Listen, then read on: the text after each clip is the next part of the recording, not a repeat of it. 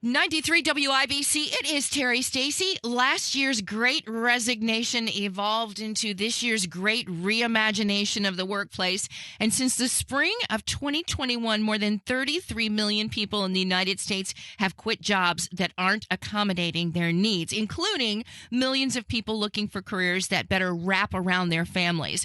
But a new USA Today poll says now comes the great regret. And joining us now is business innovation and workplace consultant George Nagle. He is the founder of Ideation, Emporium of Creativity, and he's the author of a new book called Miserable at Work: Why You Don't Have to Be, and founder of Ideation, Emporium of Creativity, as we mentioned. And George, we are so happy to have you here. Where are you? Where are you from?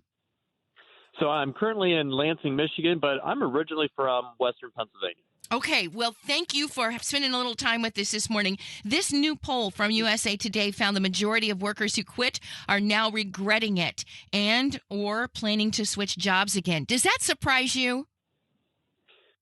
No, it really doesn't, because the people that are regretting that they quit, most of them will cite that they really just chased money and they didn't really think it through. So, we know money is such a short circuit for us as a species. We just chase it and we don't stop and think sometimes.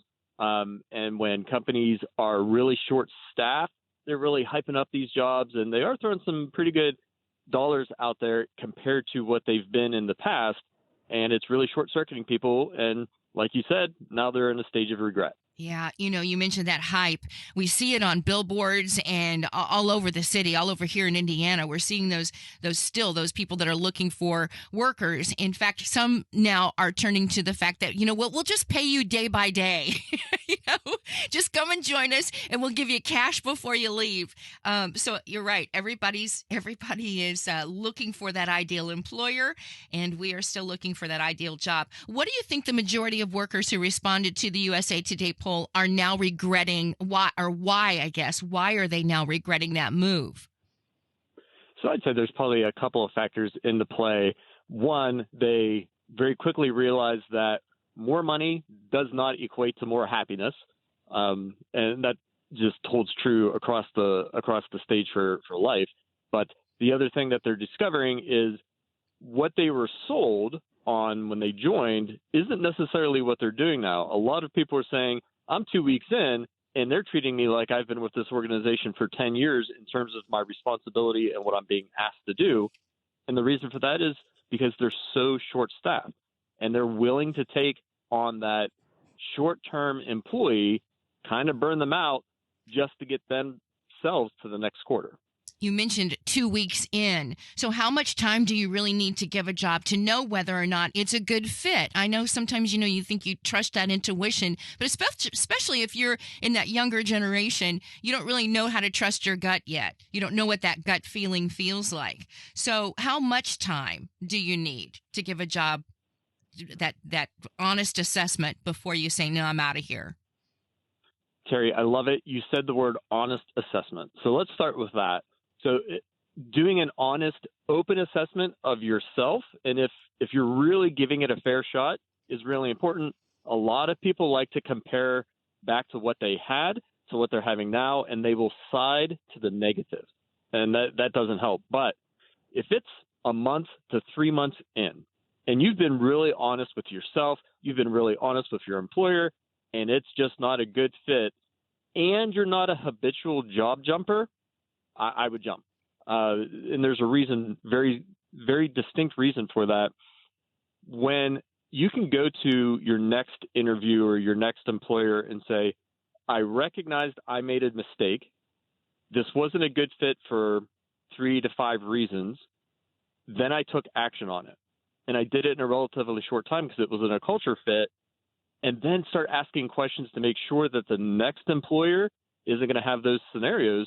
Employers love that because what it's doing is showing that you have the ability to recognize problems and take actions on them. When I was growing up, I remember my mom and dad telling me, do not be a job hopper. That's going to look really bad on your resume. But now I hear that employers expect millennials and even younger to have like 17 or 18 jobs in their life. And so they're not going to try to hang on to you. Is jumping ship again a good idea? So if you're habitually jumping jobs, I'd say more frequently than a year, then you're probably not going to be finding the career path that you have in your head. You're just not, because career paths take time to develop and you get some expertise. And it's stuff that we talk about constantly during our ideation sessions and in our innovation sessions with people on how to develop time. But when you're relatively young, yeah, it's a little bit more acceptable to have some frequency in jumping. But if it's more than a year and you have 5 or 6 different jobs within a given year, I would not anticipate that you're going to find a job that you're really going to like, because at that point, they're not really looking at your resume. They're hiring you because they need a warm body. Oh, okay. Oh, that's good advice. George Nagle is with us. He's a business innovation and workplace consultant, author of the new book, Miserable at Work, Why You Don't Have to Be. And he's also founder of the Ideation Emporium of Creativity. So let's talk about creativity. Can you make that job work just by getting creative and being willing to do that? You can, if your employer is willing to. However, I would say this: life is 10% of what factually happens to us. It's 90% on how we perceive it.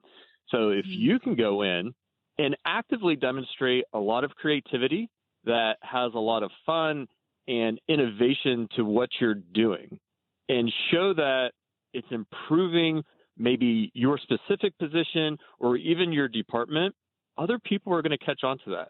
You know, the funnest thing that I get to experience is the laughter of children. Children laugh about 300 times a day. Yeah. And adults laugh about 17 times a day. That's a pretty big disparity. That's terrible. 17 times is a terrible number. It is. But when you hear a little kid laugh, you feel like a little ting, and you want to go see what's so funny to them. Yeah. And you're attracted to that. Well, we still do the same thing with adults. When we are around people that are creative and innovative and having fun, our workspace gets a little brighter. Yeah. And things do start to improve. So if you have that natural creativity that's just kind of everywhere, that's great. But Terri, I do have to say that at one point we were all children, even if we forgot it, or maybe get a little bit older and we wish we forgot it, but we are all creative. And when we can bring that out, we're going to be set for the future, because there's a recent poll that says that 60% of global CEOs cite that creativity is the most important characteristic for leadership in the next generation. And, you know, that's why they're trying to get everybody back to work, because they say we're not creative unless we're all together. But sometimes, don't you think, George, that employers try too hard to bring out that creativity? I can't tell you how many meetings I've sat at, and they've thrown toys on the table and on the conference table, and said, "Here, I want you to all play with Play-Doh or whatever," to try to bring something out of you. And sometimes you don't need to force that stuff, right? So what the last word right there, Terri, was perfect. Force, right? Yeah. They're trying to force it instead of letting the fun be playful and have some spontaneity to it. So One of the things I talk about is intentional fun at work. Intentional fun has a purpose to it, but it's not prescriptive, right? It's very open and it's very loose. And the way you do it is you get people into a mind wave, right? So we have different brain waves that run through our heads. The one that we're almost always in, we call a basic beta, and it's what allows us to be experts in what we do. But when you can get people into what we call aspiring alpha, that's where the magic happens. And it's really down to really getting people laughing and playing together. Yeah. And when you do that, that's all you have to do. That's the intentional fun. Yeah. However people do it, man, you get some teams that start to become ensembles, and you get some true innovation happening. And it's amazing and fun and lively. And it compensates not only for a work environment, but it then spills into our personal lives too. Yeah. You know, I've been working here at WIBC for 36 years now. And so, you know, I often wonder, as I've taken a step back and looked at that long career, it's never been about the money because I'm not paid a lot of money. So it's not about the money.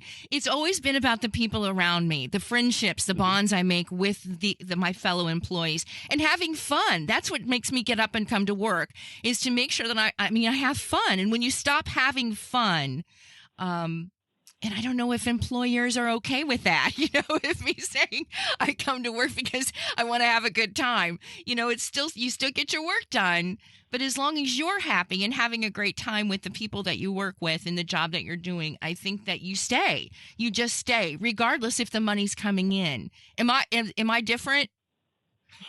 No, but the only thing that I would offer a different view on is the last part. Okay. The money comes in tenfold for businesses that are creative and spontaneous and have a clear communicated plan.